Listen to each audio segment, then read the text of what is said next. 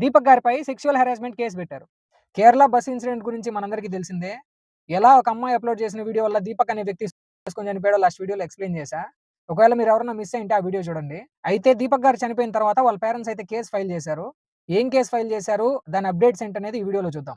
ఇక్కడ నేను చెప్పే డేట్స్, టైమ్ లైన్ ఒకసారి జాగ్రత్తగా అబ్జర్వ్ చేయండి. జనవరి 16న సింజిత అయితే వీడియో అప్లోడ్ చేశారనమాట ఇన్‌స్టాగ్రామ్‌లో.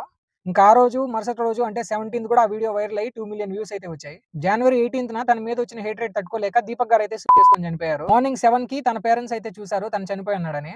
తను చనిపోయిన తర్వాత రోజు అంటే జనవరి 19థ్‌న దీపక్ గారు వాళ్ళ పేరెంట్స్ అయితే సింజిత గారి మీద కేసు అయితే ఫైల్ చేశారు. పోలీసులు అయితే సెక్షన్ 108 ఆఫ్ బిఎన్ఎస్ అబెండ్మెంట్ అంటే సింజిత గారు చేసిన పనుల వల్లే దీపక్ గారు చేసుకున్నారని చెప్పి ఆవిడ మీద అయితే కేసు రిజిస్టర్ చేశారు.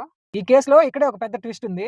ఏంటంటే ఎప్పుడైతే దీపక్ గారు చనిపోయారని తెలిసిందో అంటే జనవరి 20థ్‌న సింజిత గారు తన అతి తెలివితేటలు ఉపయోగించి దీపక్ గారిపై సెక్సువల్ హెరాస్మెంట్ కేసు పెట్టారు. అది కూడా తను డైరెక్ట్ ఎళ్ళలా. టెక్నాలజీ అని చెప్పి ఈమెయిల్‌లో సెండ్ చేశారనమాట కంప్లెయింట్. అయితే పోలీసులు కూడా ఇలాంటివి చాలా చూసామమ్మా అని చెప్పి దాని మీద ఎటువంటి యాక్షన్ తీసుకోలా. అదేంటి మేడం ఆ రోజు మీ చేతిలో వీడియో ప్రూఫ్ ఉన్నప్పుడే అక్కడే లాగిపెట్టి ఒకటి కొట్టి అడగొచ్చు కదా!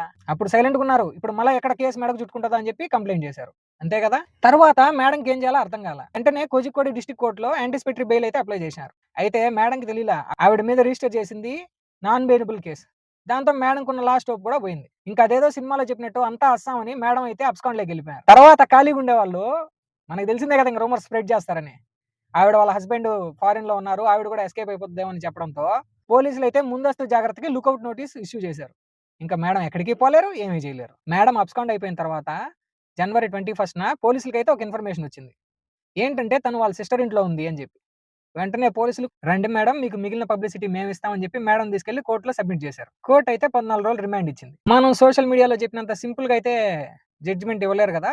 సో పోలీసులు డీప్‌గా ఇన్వెస్టిగేట్ చేసి ఆవిడ ఫోన్‌ని సీజ్ చేసి దాంట్లో చెక్ చేసి డిలీట్ చేసిన వీడియోలు రిట్రీవ్ చేస్తే ఆవిడ ఆ రోజు ఆ ఒక్క వీడియోనే రికార్డ్ చేయలా. దగ్గర దగ్గర 7 వీడియోలు రికార్డ్ చేశారు.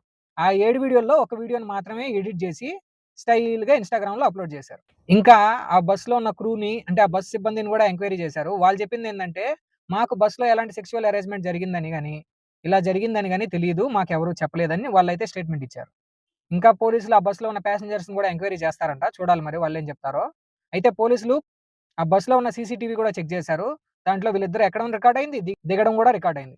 కానీ వాళ్ళకి కూడా ఎక్కడ ఏ హెరాస్మెంట్ జరిగినట్టు ప్రూఫ్‌లు దొరకల. దొరికిన ప్రతి ఎవిడెన్సు సింజిత గారికి అగైన్స్ట్ గానే ఉంది. ఫైనల్‌గా 1 వీక్‌లో ఫుల్‌గా ఎంక్వైరీ చేసి ఒక రిపోర్ట్ అయితే ఇవ్వమని హ్యూమన్ రైట్స్ కమిషన్ కేరళ పోలీసులకైతే ఆర్డర్ ఏసిందనమాట. చూద్దాం 1 వీక్‌లో ఏమవుద్దో. ఆ ఇన్ఫర్మేషన్ తెలుసుకోవాలంటే మన ఛానెల్ అయితే సబ్స్క్రైబ్ చేసుకోండి.